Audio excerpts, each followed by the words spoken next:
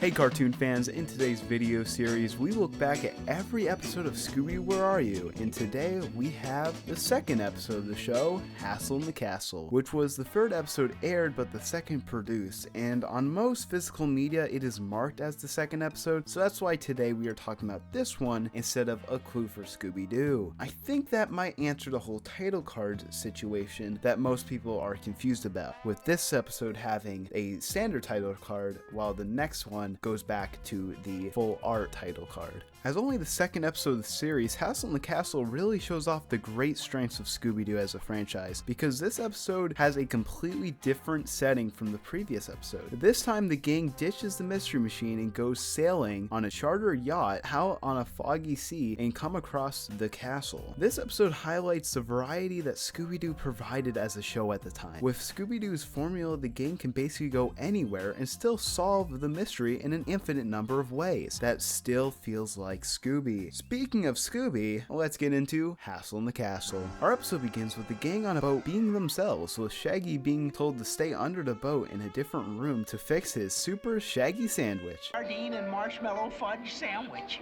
Open the mouth, between the gums. Look out, stomach, here it comes. Just then, the boat hits a rock and the gang end up on a haunted island. And after a little mishap and sand and crabs attacking the gang, they find a strange note telling them to leave haunted isle.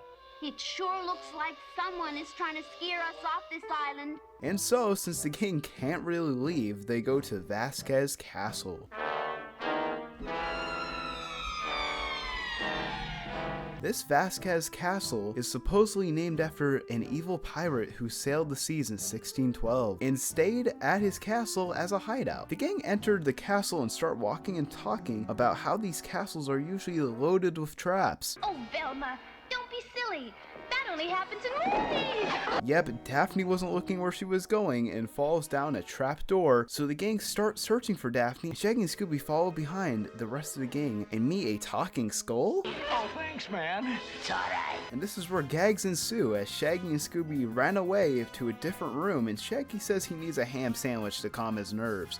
And this happens. This has got to be my imagination, otherwise I'd be scared stiff. After Shaggy's imagination cuts the sandwich in half, they grab it and run away, and this scene is just not really explained in general. This episode has more gags than mystery, which I think is because Hanna-Barbera most likely didn't want any scary episodes or villains yet due to CBS being on their back about it. The boys keep running around and find Daphne after she escapes from her trap with the Phantom almost getting her. She of course hears Shaggy and Scooby and hits Shaggy on the head with a vase, and after apologizing, the gang meet up after this incident and hear that crazy wind again. There goes that crazy wind again. Crazy wind, nothing.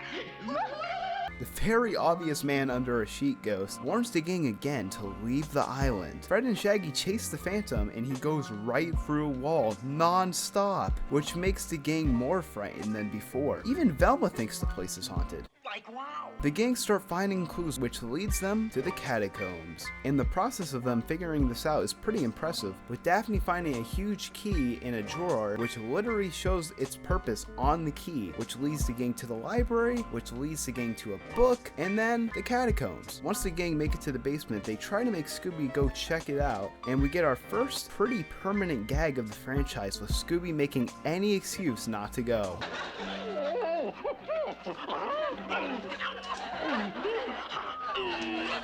Finally, Scooby enters, looks around, touches a few things, and says it's okay. And so the gang go in and look around, and wow, a lot is happening down here. So many rooms and contraptions and different magic equipment, but then the gang hears footsteps and run and hide into a near closet. But that can't help them when the Phantom shows up again in a pretty iconic scene, and now tells them that they'll pay. I'll pay.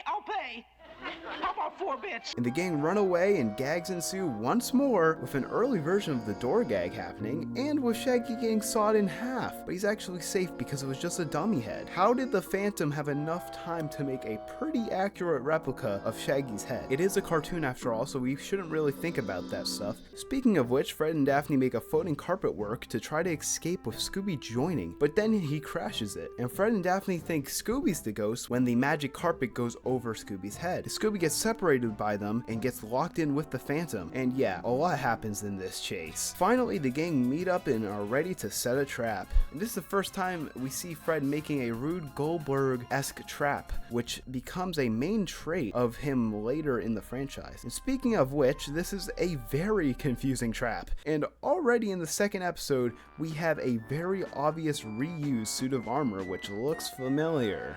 Fred uses Scooby and only Scooby as bait, disguising him as a human-looking Inspector Clouseau type, with Fred making him all smug by making Scooby think he's John Wayne. Sure, Scooby. Scooby gets all smug and starts looking for the Phantom while taunting. Upon finding the Phantom, we get Scooby going full annoying mode. Of course, the Phantom chases Scooby, and Scooby ends up tripping in the trap and surprisingly still catches the Phantom. During the wrap-up, the Coast Guard just shows up, and this is the episode that brought us that very iconic meme template. The gang unmasks the ghost and discovers the culprit is ex-magician Bluestone the Great, who is wanted in 6 states, who came to the island to hide out and to search for the Vasquez treasure. And the gang explain how he used wires and such for his effects, but the gang have no idea how he walked through walls. So with the officers okay, he shows them an actual trick used by drama and feeders to project someone in a different area than where they were. Scooby leaves all of a sudden and searches for the hidden treasure. Instead, he finds a gopher, and our episode ends with everyone laughing at Scooby. And that's Hassle in the Castle. It's very obvious that the ghost was just a guy in a sheet, but the fact that there was no suspects and the gang were basically by themselves at the castle really does give some reason for them thinking it could have been a real Phantom. Sure, this villain isn't scary at all, but the way he watches for the gang in the beginning of the episode was a little haunting. Like I said, this episode relies more on gags than an actual mystery, but it still feels like a great thriller-esque episode, and I think modern Scooby-Doo should start implementing a formula more like this one instead of keeping the norm. Like I said in the first episode of the series, the writers did not have a firm idea of what formula they wanted to go with, so they experimented for a bit, and I enjoyed what they came up with this time around. The different setting and the strange magic and scares. With that said, I'm gonna give Hassle in the Castle 3.5 Phantoms out of 5. So what do you think of the second, or depending on who you ask, third episode of Scooby-Doo Where Are You? Do you like the atmosphere, villain, different formula introduced, and anything else? Let me know in the comments down below. In our next episode of the series, we'll be going underwater to meet a ghoulish captain. Yeah, that guy. And that's it for today's video. Consider subscribing to join this cartoon community, and that's all. See ya. This is the end of the mystery. Well, well, if it isn't our old friend Cartoon culprit.